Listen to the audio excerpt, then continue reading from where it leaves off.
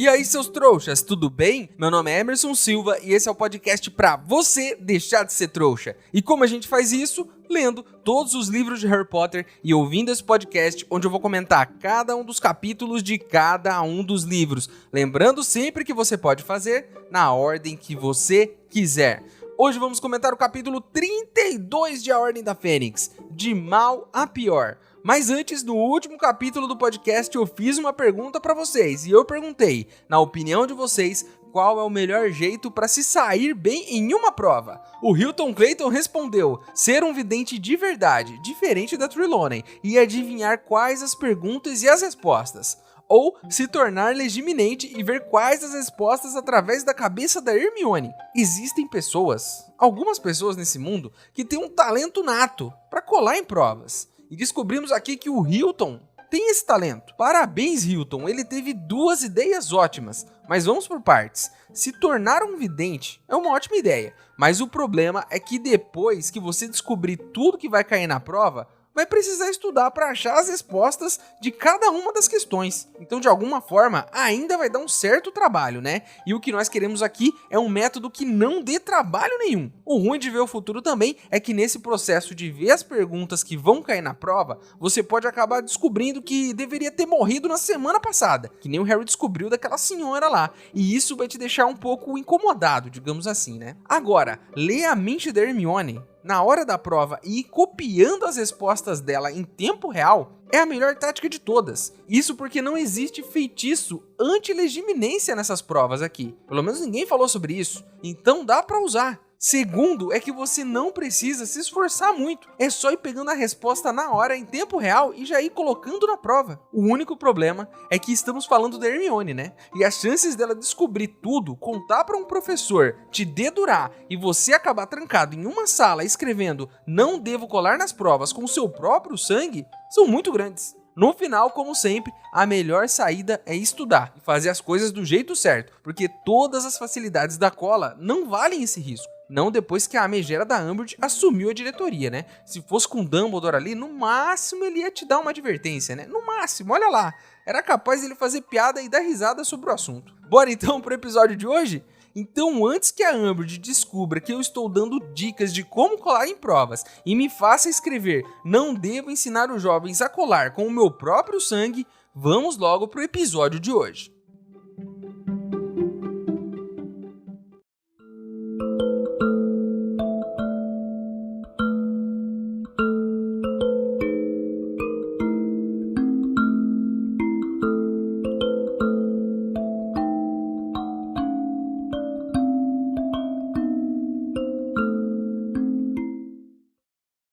Pessoal, estão dizendo por aí que existe uma poção nova que pode fazer a gente deixar de ser trouxa. Assim, num piscar de olhos. Mas os ingredientes para essa poção são um pouco caros e eu preciso comprar eles lá no Beco Diagonal. Se você quiser ajudar, o link para apoiar está aqui na descrição do episódio. Lembrando que se você não puder ou não quiser, não tem problema. O mais importante é você continuar aqui com a gente, ouvindo o podcast para deixar de ser trouxa.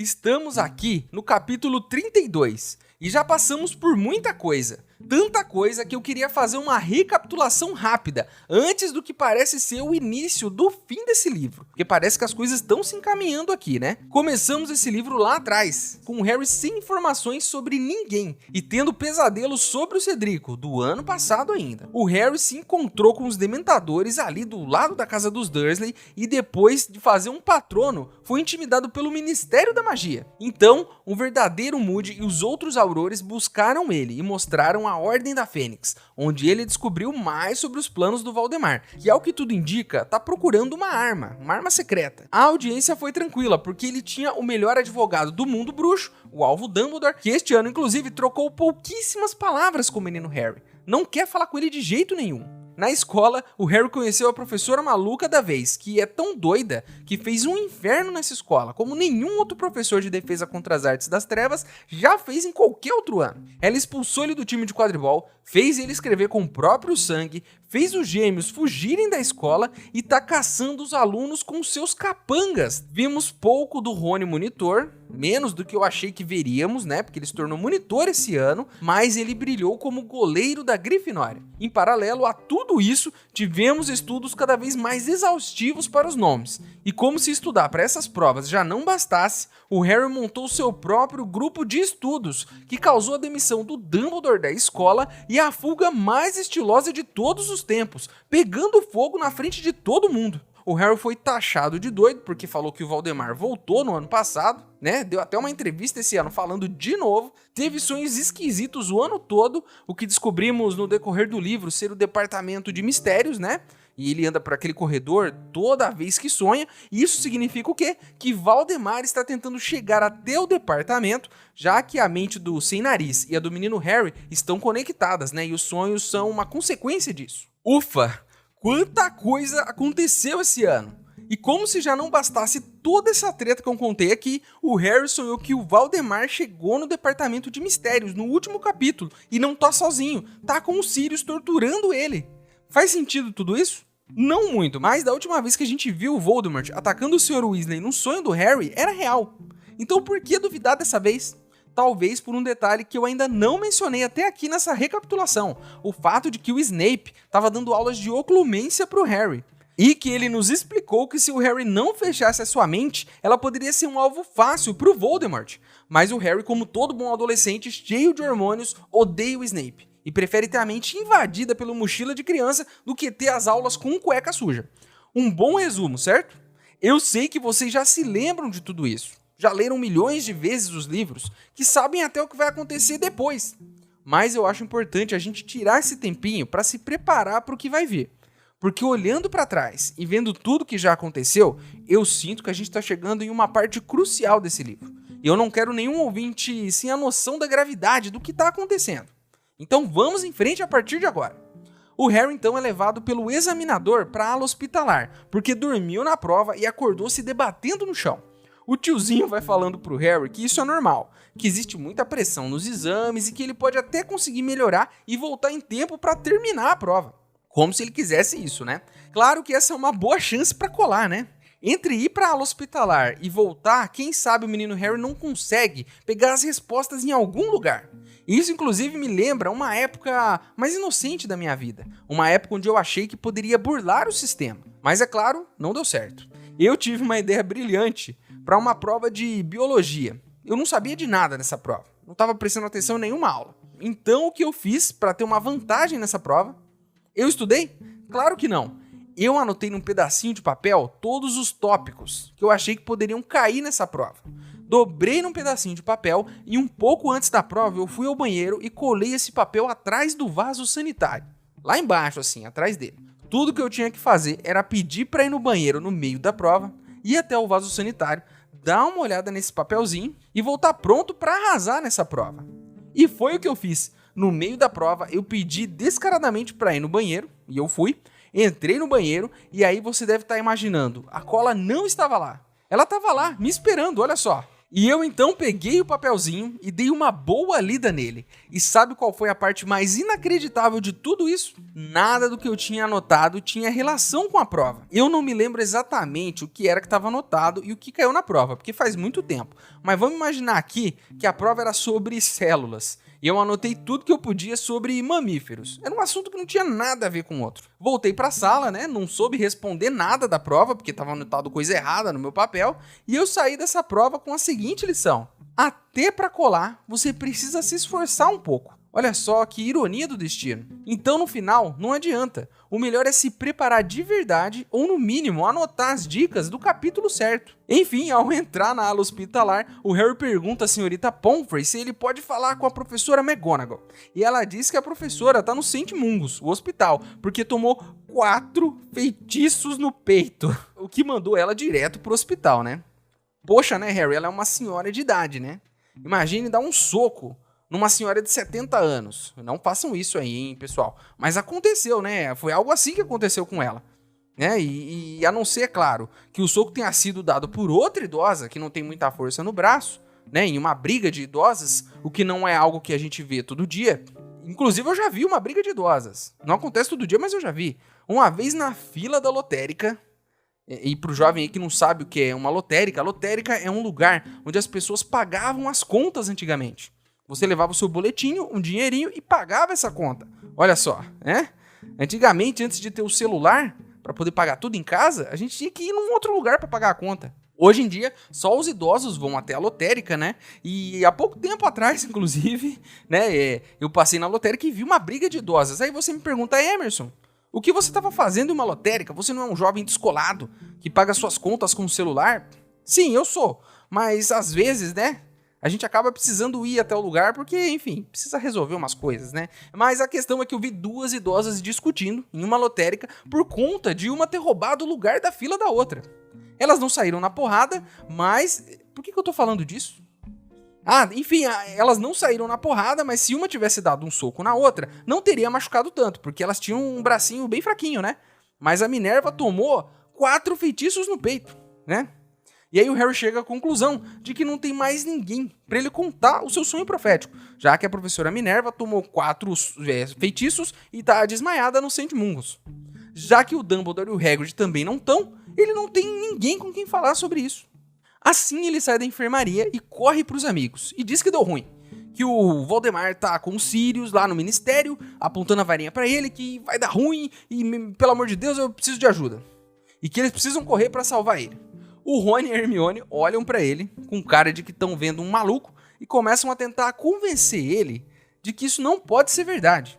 Que eles provavelmente não estão lá. Que eles são procurados pela justiça, que eles não conseguiriam entrar no ministério tão facilmente. Porque tem guardas lá e todo o esquema de segurança, né? A Hermione, então, levanta uma questão importante aqui. E diz que o Harry tem uma mania de tentar salvar todo mundo. Que ano passado, por exemplo, ele salvou uma menina na segunda tarefa do Tribruxo que não precisava ser salva. Que ele tem mania de bancar o herói, né? É isso que ela tá dizendo. O Harry fica pistola, mas muito pistola, né? Como a gente não vê há um bom tempo nesse livro, inclusive, ele tava mais calmo. A Hermione diz que o Voldemort conhece ele. E que sabia que ele tinha essa mania e que por isso levou a Gina pra Câmara Secreta no segundo ano, pra atrair ele, né? E que tá fazendo a mesma coisa de novo. Sem falar no fato, dessa vez, né, que pode ser só um sonho e não uma realidade de verdade. Voldemort pode estar manipulando ele. O Harry tá pistola, né? Diz que nenhum deles reclamou quando ele salvou a bunda deles no passado. Como, por exemplo, quando ele salvou Hermione dos Dementadores. Opa, calma aí, né, Harry? Você só precisou salvar ela dos Dementadores, se eu me lembro bem, porque ela estava te ajudando a salvar a bunda do seu padrinho, de Azkaban. Então, se ela estava lá, é porque ela estava te ajudando. E você não fez um favor. Você não fez nada além da sua obrigação, que era salvar alguém que estava se arriscando por você, que era isso que ela estava fazendo. No caso da Gina e da segunda tarefa do Tribruxo, tudo bem. Aí você tem seus méritos, né? Porque os adultos tinham que estar resolvendo aquilo. Mas não vem jogar essa dos Dementadores pra cima da Hermione, pô. Então a Gina e a Luna entram na sala e dizem que ouviram a gritaria. E que querem saber se podem ajudar em alguma coisa. O Harry diz que não pode ajudar em porcaria nenhuma, não. E pra elas não se meterem. Dá um passa pra lá legal nas duas. A Hermione então diz que elas podem ajudar sim. Olha só, hein? Mesmo depois do Harry ser um baita de um mal educado, ela vai ajudar ele. Vamos dar uma pausa aqui, só para eu falar sobre um assunto intrigante. Algo que eu ainda não tinha pensado até agora. Ou caso eu já tenha pensado e falado, né, já são 32 capítulos, então me desculpem se eu me repetir a essa altura. Eu já me esqueci de muita coisa do que eu falei lá atrás. Mas enfim, a autora usa o recurso da malcriação do Harry para dizer uma coisa pra gente, que ele é um adolescente. Porque para a autora, os adolescentes são assim, respondões. Ok, tem outros fatores aqui, né, como o Harry ter ficado sem informações sobre o que estava acontecendo no mundo bruxo lá no começo, sobre ele ter sido taxado de maluco pelo jornal e por todo mundo, por ter falado do Valdemar, por ter sofrido um inferno na mão da Umbridge. Tem tudo isso também, por isso que ele tá irritado. Mas a autora usa o recurso da malcriação não só como uma revolta dele. Usa isso para dizer, ei, o Harry é um adolescente, está cheio de hormônios, por isso ele é um respondão. A minha pergunta é só uma. Se o Harry tá passando pela adolescência na escola, os outros também estão. Os outros têm a mesma idade. E é claro que as pessoas são diferentes uma das outras, né? Os adolescentes são diferentes. Nem todos são respondões, que nem o Harry. Mas não é possível que nenhum dos outros tenha ficado irritado com essas atitudes dele. E não tenha respondido à altura. Porque se tivesse um amigo do Harry irritado do jeito que ele tá, ia mandar na hora um vai Harry, seu Não que eu queira ver essa cena. Seria deplorável, né? E não que a Hermione deva falar isso pra ele também. A questão aqui é, se ela tá na adolescência, o Harry tá na adolescência, o Rony tá na adolescência e o adolescente é respondão, como a autora quer dizer aqui, e é claro que o Harry tá passando por muita coisa além deles, mas alguém em algum momento ia ficar irritado com isso tudo, né? Se bem que a Hermione lá atrás já deu uma cortada legal nele, né? Eu acho que teve isso. Mas ela não falou do jeito que eu falei aqui, que seria bem mais eficaz. Ele ia abaixar a bola dele rapidinho.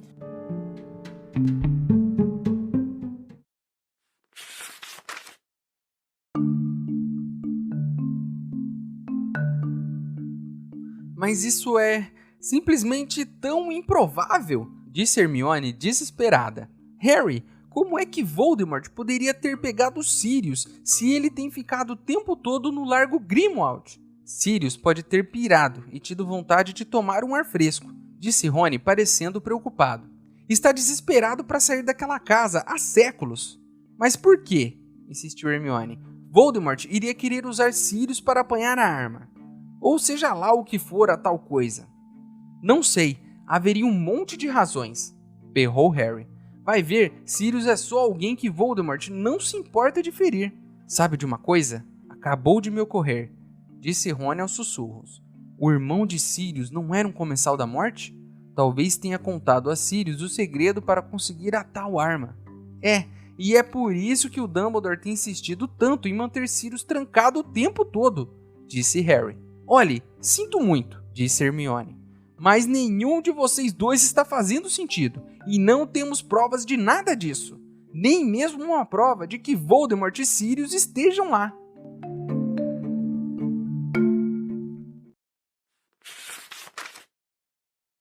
Ei, seu trouxa, se você tá curtindo o podcast, não se esqueça de deixar uma avaliação na ferramenta que você estiver ouvindo, caso ela tenha esse recurso, é claro. Assim o programa ganha uma moral e chega ainda a mais trouxas como você.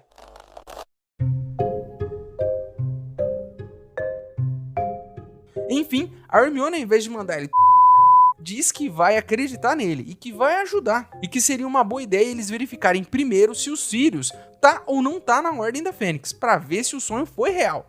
Então, eles resolvem causar uma bagunça para tirar a Umbridge de cena, para o Harry poder usar a lareira dela, que é a única que não está sendo monitorada, para poder falar com a Ordem da Fênix. O Harry, então, pega a capa da invisibilidade, a Gina espalha ali pelos corredores a fake news, né, de que soltaram um gás por ali e que eles não podem passar, e a Hermione e o Harry vão então para a sala da megera, né, pegam o canivete que o Sirius deu para ele e abrem a porta. O Harry, então, vai até a lareira dela e joga o pó de Flu. E a cabeça dele aparece lá na sala da Ordem da Fênix. Não tem ninguém lá, só um monstro. E o Harry então pergunta pra ele onde o Sirius tá. E o monstro só diz que ele tá no departamento de mistérios e que se tudo der certo, ele nunca mais volta.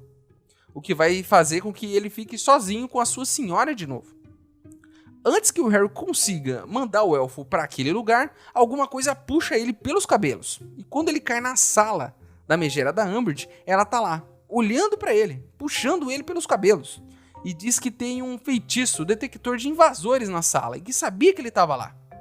Eu só quero levantar uma questão aqui, hein? Eu não quero bancar o chato nesse episódio, mas eu quero levantar uma questão muito importante. Cadê o mapa do Maroto?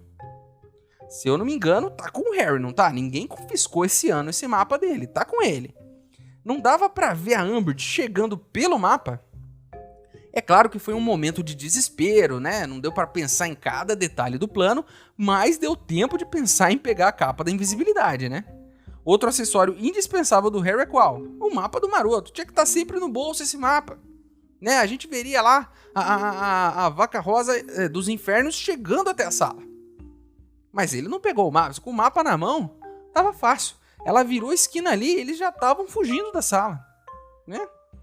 Enfim, juntos com ela estão a Brigada Inquisitorial, né? Junto com o Malfoy e os outros alunos da Sonserina que toparam passar essa vergonha aí. Eles estão pegando a Hermione pelos cabelos, arrastaram o Rony também, a Gina, a Luna e até o Neville tá nessa roubada agora. A Umbridge então começa com aquele discurso clássico de vilão, né? Dizendo que sabia de tudo, que eles não vão mais enrolar ela, que ela vai livrar a escola dos Weasley de vez, que o Harry deveria se entregar logo e dizer com quem ele estava falando. Ela então diz que vai resolver tudo e que vai dar um jeito nessa situação e pede pro Draco chamar o professor Snape. O cueca suja então chega na sala, né? E ela pede pra ele um frasco de poção da verdade. Olha só, a gente já sabe onde isso vai dar, né? Ela estava realmente tentando envenenar Harry uns capítulos atrás. Agora a gente tem aqui a comprovação. Sabe por quê? Porque o Snape diz que não tem mais. Que o último que ele tinha, ele deu pra ela. E que demora um mês pra fazer outro. Ela fica pistola da vida, manda o Snape ir embora. E o Harry então se lembra de que o Snape é da Ordem da Fênix. E aí ele começa a gritar desesperadamente que o Almofadinhas, que pegaram o Almofadinhas. O Snape finge que não sabe de nada, afinal de contas, né, são muitas pessoas pra se lembrar, Rabicho, Pontas, Almofadinhas, Aluá, quem é quem? Às vezes ele não sabe, né? Então a Umbridge diz que vai usar a maldição Cruciatus nele, mesmo sendo ilegal, porque o que os olhos do ministro não veem, o coração não sente. E que ela não vai ter qualquer consequência disso porque ninguém vai ficar sabendo. Diz que afinal de contas, o velho não sabe até hoje que foi ela que mandou os dementadores atrás do Harry. E mesmo assim, ele adorou ter a possibilidade de poder expulsar ele da escola. Por essa, eu não esperava, né? Eu não esperava mesmo, eu jurava que o Voldemort tinha feito isso. Mas eu errei feio, na verdade foi a Sapa Velha que mandou eles atrás do Harry. Ela estava agindo antes mesmo do começo do ano. Antes da gente conhecer ela, já estava infernizando a vida do menino Harry. Ela tá pior que o Voldemort esse ano, tá mais vilã do que ele, porque até agora ele só conseguiu dar uma de Fred Krueger, né, e ficar invadindo o sonho dele, mas não fez nada. Já ela fez coisas terríveis com esse menino nesse ano. Então assim que ela aponta a varinha pra usar a maldição Cruciatus no Harry, a Hermione diz que vai contar tudo. Não faça nada, eu vou te contar tudo o que estamos fazendo. Vou contar o segredo. O Harry grita, não! O Rony diz, não, Hermione, não conte nada. Vamos morrer com esse segredo. Ela diz, eu vou contar. Eu não tenho medo. Eu vou botar a boca no trombone. Né? Ela diz que eles estão criando uma arma, a pedido do Dumbledore. A hora que o Harry ouvir isso, né, ele até entende, opa, peraí. Ela tá contando um caosinho aí, né? Tá inventando uma história pra enrolar o cara. Né? Aí ela diz que a arma tá pronta e que eles estavam tentando falar com o Dumbledore pra falar que o projeto foi terminado. Que é um projeto para tomar o ministério, para que Dumbledore seja o novo ministro da magia. A Umbridge então diz que quer ver essa arma, que eles têm que mostrar para ela, levar ela até lá. Ela aponta a varinha pro Harry e pra Hermione e pede para eles mostrarem para ela o caminho. E o nosso capítulo termina aqui. O que planeja Hermione? Onde ela vai levar a Umbridge? E qual é essa arma? Eu tenho uma ideia, e uma ideia boa. Eles podem ir até o banheiro feminino. O Harry pode usar a língua das cobras para abrir a entrada da câmara secreta e eles podem empurrar a Umbridge, esse espírito do mal, ralo abaixo. E é o que ela merece, ir ralo abaixo. Que nem cocô quando você dá a descarga, né? Para morar lá, junto com o esqueleto do basilisco no esgoto. Inclusive seria bom que o basilisco estivesse vivo ainda, para engolir a megera de uma vez só. Ou quem sabe, né, eles podem levar ela para um lugar bem mais barra pesada. Um lugar onde ela vai sofrer mesmo. E vai pedir por ajuda, e ninguém vai fazer nada por ela. E esse lugar existe. É a fila da lotérica em dia de pagamento, com um boleto para pagar uma conta de luz e uma idosa furando a fila dela. A gente só precisa torcer pro Harry não dar um soco na idosa que furou a fila e acabar se oferecendo para pagar a conta dela usando um aplicativo de celular e bancar o herói como ele sempre faz.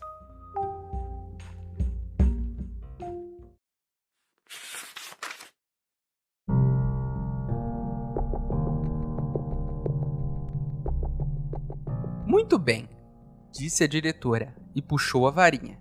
Muito bem, você não me deixa alternativa. Isso é mais do que um caso de disciplina escolar. É uma questão de segurança ministerial. Sim. Parecia estar querendo se convencer de alguma coisa. Mudava o apoio do corpo nervosamente de um pé para o outro, encarando Harry, batendo a varinha na palma da mão vazia e respirando com esforço. Ao observá-la, Harry se sentiu barbaramente impotente sem a própria varinha. Você está me obrigando. Eu não quero, disse Umbridge, ainda se mexendo inquieta no mesmo lugar. Mas às vezes as circunstâncias justificam o uso. Tenho certeza de que o ministro entenderá que não tive escolha. Malfoy a observava com uma expressão voraz no rosto. A maldição Cruciatus deverá soltar a sua língua, disse Umbridge em voz baixa. Não! Gritou Hermione. Professora Umbridge, isso é ilegal!